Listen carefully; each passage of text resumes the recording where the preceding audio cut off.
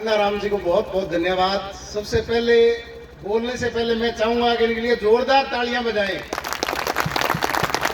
इतना बड़ा अभियान पूरे हनुमानगढ़ जिले का नहीं बल्कि आसपास के दूसरे डिस्ट्रिक्टों को लेकर के एक बहुत अच्छा अभियान उन्होंने शुरू किया है।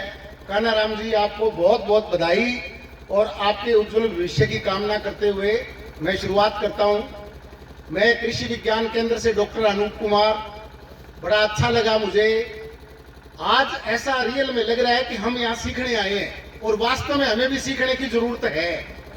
हमारे जो किसान वैज्ञानिक हैं जिनके मैं नाम ले रहा हूँ, काबिले तारीफ नॉलेज है उनका, काबिले तारीफ, बुरी बुरी प्रशंसा करता हूं मैं उनकी। जगतपाल जी ने बहुत अच्छा बताया, निश्चित रूप से हनुमान दास जी ने, रमन जाजड़ा जी ने, गिरधारी लाल जी गेगर जी ने, निर्मल कुमार जी ने, शिव प्रकाश जी भादू जी ने बहुत अच्छी अच्छी जानकारियां दी। बड़ी खुशी हुई। हमारे सम्मानित पद्मश्री से सम्मानित हुकमचंद जी पाटीदार जी, जो पूरे राजस्थान के अंदर एक जैविक फार्मर के रूप में पहचान बनाए हुए हैं, आज हमारे बीच हैं। मैं सर आपका स्वागत करता हूं। पूरे हमारे किसान भाइयों की तरफ से, कृषि विज्ञान केंद्र की तरफ से आपका स्वागत, अभिनंदन। दुगेश्वर जी, कृषि विभाग के मेरे सभी साथीगण, किसान भाइयों बहनों, पत्रकार और छायाकार बंधुओं, आप सभी का इस सूर्योदय जैविक कृषि तकनीकी कंपनी में हार्दिक स्वागत, अभिनंदन। बड़ा अच्छा लगा आज का जैविक कार्यशाला। कभी कभार होना चाहिए इस तरह के कार्यक्रम भी, क्योंकि हमारे देश के माननीय प्रधानमंत्री जी की यही सोच है। वो चाहते हैं कि देश स्वस्थ, किसान स्वस्थ, किसान का बच्चा स्वस्थ कब होगा? जब हमारा खान पान स्वस्थ होगा। और खान पान स्वस्थ जो है वो तभी होगा जब हम प्राकृतिक खेती करेंगे, जैविक खेती करेंगे। तो इसमें मैं थोड़ा सा सभी किसान भाइयों से, वैसे निर्मल कुमार जी ने हाथ उठवाया था ना, निर्मल कुमार जी इन्होंने, आपने ही उठाया था, निर्मल कुमार जी ने हाथ उठवाया था और जैविक खेती के बारे में पूछा था, तो बड़ा रिस्पेक्टेबल किसानों ने हाथ उठाया था। तो उससे ऐसा लग रहा था कि वास्तव में अब वो दिन दूर नहीं है। हमारे हनुमानगढ़ जिले के किसान भाई भी जागरूक हो चुके हैं और अपने बच्चों की, परिवार की, सबके प्रति, उनके स्वास्थ्य के प्रति जागरूकता आई है। बहुत अच्छी बात है किसान भाइयों।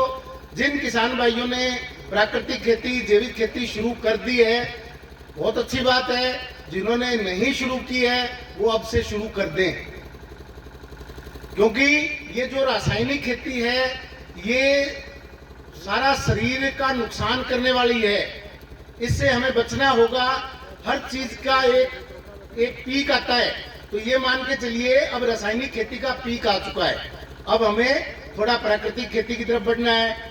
हमारा खान पान, हमारा स्वास्थ्य, घर घर के अंदर मिनी मेडिकल स्टोर जो बने हुए हैं वो इसी बात का द्योतक है कि वास्तव में हमारा जो खान पान है उसकी बदौलत ये सारी समस्याएं, घर घर के अंदर हार्ट के पेशेंट हैं, घर घर के अंदर शुगर के, बीपी के, पता नहीं कौन कौन सी बीमारियां जो हैं, हार्ट के, सारी बीमारियां ये हमारा जो अशुद्ध खान पान है उसकी वजह से है। हम लोग, मैं आपको दो तीन बातें बताऊंगा जो हमारे पूर्व जो कृषक विद्वान साथी है उन्होंने बता दी है। हमें एक तो अपना गेहूं जो है वो जैविक करना है। आप पूरा करें पूरे खेत का, बहुत अच्छी बात है, लेकिन शुरुआत पूरे से ना करें। शुरुआत आप थोड़े से एरिया से करें। एक परिवार के अंदर मान लिया 10 मेंबर हैं, तो 10 मेंबरों के लिए 2 बीघा में गेहूं अगर जैविक रखी जाए तो सफिशिएंट है।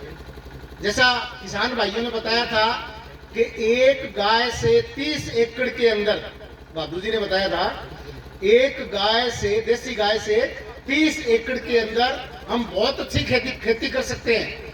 रासायनिक खेती से भी ज्यादा अच्छी खेती कर सकते हैं। और अगर आपको लगता है तो आप कृषि विज्ञान केंद्र में आइए, वहां हम लोग शुरुआत कर चुके हैं।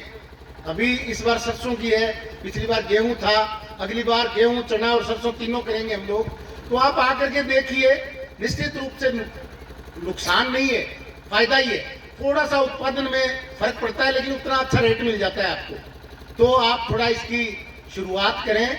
और गाय के गोबर के अंदर 1 ग्राम गोबर में 300 करोड़ बैक्टीरिया होते हैं, 300 करोड़ बैक्टीरिया 1 ग्राम गोबर के अंदर। तो वो जो बैक्टीरिया है ना, वो हमारे जमीन के ऑर्गेनिक कार्बन को बढ़ाने का काम करते हैं। गाय के गोबर मात्र से हमारी मृदा का स्वास्थ्य सुधर सकता है, अगर आप नियमित रूप से गाय का गोबर, उसमें गाय का गोबर और पेशाब यूज करते हैं। तो अपने खेतों को अगर हम सोइल टेस्टिंग करवाते हैं तो हमारे सोइल की रिपोर्ट जब आती है तो उसके अंदर ऑर्गेनिक कार्बन जो है, जिसको हम धरती की जान कहते हैं, ऑर्गेनिक कार्बन की मात्रा नियमतः होनी चाहिए 1%। मैं अगर देसी तरीके से बताऊं तो 1 रुपया हमारी जमीन के अंदर जैविक कार्बन की मात्रा होनी चाहिए। मिनिमम मात्रा होती है 50 पैसा, 0.5%।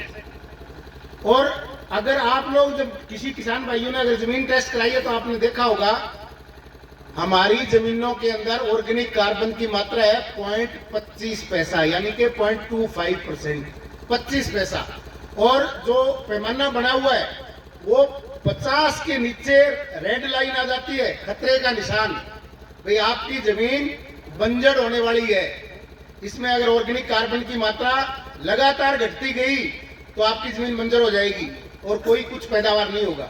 तो हमारी जमीनें वास्तव में उस स्टेज में आ चुकी है, इसलिए जरूरत है कि हम उसमें गोबर की खाद डालें, कंपोस्ट खाद डालें, हरी खाद डालें और उसमें यूरिया डीएपी से बचने का प्रयास करें।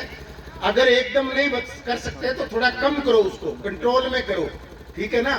ताकि अभी जमीनें, आप खेत के अंदर चलते हो, आपकी मखाना जैसे जीव जाड़ के नीचे मरण मरण बोलता है, उस तरह से आवाज आती है उस जमीन की। वो क्यों आती है? वो इसलिए आती है कि हम लगातार ट्यूबवेल का पानी लगा रहे हैं। ट्यूबवेल के पानी से हमारी जमीन जो है खारी हो गई है और लगातार इस तरह से होते होते एक दिन वो जमीन, बहुत से किसान आए हमारे पास कृषि विज्ञान केंद्र में कि साहब हमने नरमा बीजा था और नरमा उगा ही नहीं कि उसमें ट्यूबवेल का पानी लगाया था। कहा जी ट्यूबवेल का लगाया था। कब से लगा रहे हो? जी पिछले 10 साल से लगा रहे हैं। तो नहीं उगेगा, बिल्कुल नहीं उगेगा। तो किसान भाइयों, अभी हमें, क्योंकि ये जमीन जो है ना, ये आपकी नहीं है, ये सिर्फ हमारी संतुष्टि के लिए कागज तैयार करवा रखे हमने। ये हमें हमारे दादाजी से, परदादाजी से मिली है और हमें भी अपने पोते को, पड़पोते को दे के जानी है। तो आपका अधिकार नहीं है इस पे, आपका सिर्फ इतना ही अधिकार है कि जिस तरह से आपने अपने दादाजी से ली थी जमीन, उसी तरह से सेफ और सुरक्षित जमीन देकर के आपको जानी है। ये आपकी ड्यूटी है, आपका फर्ज है। तो कृपया करके थोड़ा सा हमें वापस मुड़ने की जरूरत है प्राकृतिक खेती की तरफ। हमारे पूर्वज थे, बड़े बुजुर्ग बैठे, उनको तो पता है दादा परदादा जी के टाइम में कहाँ यूरिया डीएपी यूज हुआ करती थी, कहाँ पेस्टिसाइड, फर्टिलाइजर, वीडीसाइड कहाँ डालते थे, कुछ नहीं डालते थे और अच्छी पैदावार होती थी। उस टाइम हमारी मानसिकता भी अच्छी होती थी। जैसे अभी मेरे पूर्व वक्ताओं ने बताया कि ये जो केमिकल वाला जो खाद्यान्न खा करके और स्टेरिलिटी जैसी प्रॉब्लम आ रही है बच्चों के अंदर, प्री मेच्योरिटी, हमारी छोटी छोटी बेटियां हैं 10-10 साल की, उनमें प्री मेच्योरिटी आ रही है, बच्चों की सहन शक्ति कमजोर हो रही है, सोच बदल रही है बच्चों की। आपने अगर छोटा सा काम कह दिया या बच्चे ने आपको छोटा सा काम कह दिया और आपने उस काम को नहीं किया तो बच्चा घर से भाग जाएगा, सहन शक्ति है ही नहीं। तो ये बहुत से कारण हैं जो हमारी रासायनिक खेती, जो हमारा खाद्यान्न जो हम ले रहे हैं। 3 बातों का ध्यान रखना है किसान भाइयों। आपके घर में पशु है, पशु का चारा जो है वो प्योरली जैविक कर दो, उसमें कोई यूरिया डीएपी नहीं डालनी, उसमें गोबर की खाद डालनी है। कई बार मेरे पास किसान आते हैं कि साहब ज्वार के अंदर कीड़े पड़ गए, वो फलानी स्प्रे की मरे नहीं, फोरेट डाल दूं क्या उसमें? अरे भाई फोरेट डालोगे कितना बड़ा नुकसान होगा उसका। ये सारी जो पेस्टिसाइड है, हाँ, ये सारी जो पेस्टिसाइड है इनका रेजिडुअल इफेक्ट आता है उस क्रॉप के अंदर। ज्वार के अंदर स्प्रे जो करोगे रेजिडुअल इफेक्ट आएगा। वो ज्वार 5 दिन में, 7 दिन में, 10 दिन में काट करके पशुओं को डालोगे, वो जहर पशुओं के शरीर में जाएगा और वहां से वो जहर दूध के अंदर आएगा और दूध हम पिएंगे, हमारे बच्चे पिएंगे, तो वो जहर हमारे शरीर में प्रवेश कर जाएगा। जैविक पशुओं का चारा प्योरली जैविक कर दो। दूसरा, सब्जियां जो यूज करते हो वो प्योरली जैविक कर दो। अगर सब्जी नहीं है तो बाजार की नहीं लेके आनी, सब्जी चटनी बनाओ प्याज के साथ और लस्सी के साथ खाओ, मजा आएगा। लेकिन सब्जियां खानी है तो घर में किचन गार्डन लगाओ। छोटे छोटे परिवार हैं, अगर 150 स्क्वायर मीटर एरिया के अंदर अगर आप सब्जियां लगा लेते हो तो 150 स्क्वायर मीटर एरिया में 12 प्रकार की सब्जियां लग जाएंगी। वो टेक्निक आप हमारे पास आओ, हम सिखा देंगे आपको किस तरह से। और गांव में तो लोरे बड़े बड़े होते हैं, घर बड़े बड़े होते हैं, 150 स्क्वायर मीटर ज्यादा एरिया थोड़ी होता है। आपकी बहुत अच्छी वो जैविक सब्जियां आपको मिलेंगी। तीसरा, खाने के लिए गेहूं जैविक कर दो। और अगर तेल खाते हो तो तेल सरसों का बायो फोर्टिफाइड वेराइटी जिसके अंदर यूरिक एसिड की मात्रा 2% से कम हो, उसको भी जैविक कर दो। और तीसरा, अगर दाल खाते हो तो दाल भी जैविक कर दो। मैं गारंटी लेता हूं साहब, अगर ये तीनों चीज आपने कर दी 2 साल के अंदर अंदर आप पूर्णतः स्वस्थ हो जाओगे, पूर्णतः स्वस्थ हो जाओगे। अभी जगतपाल जी बोल रहे थे, हैं क्या जगतपाल जी? जगतपाल जी ऐसे लग रहा था जैसे अभी रिटायर नहीं हुए हैं, और चेहरे पे जोरदार चमक है उनके। मैं यही नोट कर रहा था क्योंकि वो जैविक खाते हैं। अमरीक सिंह जी देखो आप, मेरे हिसाब से 70+ हैं, जैविक खाते हैं। और कितनी इनकी आवाज के अंदर कितनी बुलंद आवाज है इनकी। तो साथियों, जैविक खेती करना शुरू करो, ज्यादा नहीं तो थोड़ा सा एरिया कवर करना शुरू करो। आपको किसी भी चीज की जरूरत है, ट्रेनिंग की, प्रशिक्षण की, वैसे तो कान्हाराम जी हैं, लेकिन अगर कृषि विज्ञान केंद्र की आवश्यकता है तो कृषि विज्ञान केंद्र आपके लिए हमेशा तत्पर है। आप फोन मात्र कर देना, आपके गांव में मेरी पूरी टीम आएगी, आपको प्राकृतिक खेती, जैविक खेती के बारे में बता के जाएगी।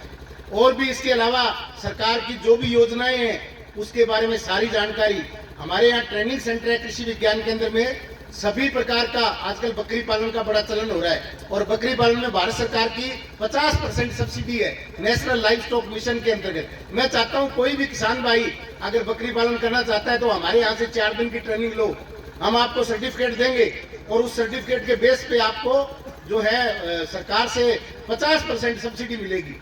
ये आप बीकानेर साइड में जाकर के देखो, 5-5 करोड़ के प्रोजेक्ट लगाए हैं किसानों ने, आप भी लगाइए। देसी गायों की डेयरी कीजिए। समय कम है, ज्यादा समय नहीं लूंगा। बहुत अच्छा लगा, कान्हाराम जी को बहुत दिल से धन्यवाद। और मैं चाहूंगा कि इनके मिशन के साथ जुड़ करके आप भी प्राकृतिक खेती और जैविक खेती को बढ़ावा दें। आप सभी का बहुत बहुत धन्यवाद। जय हिंद, जय भारत।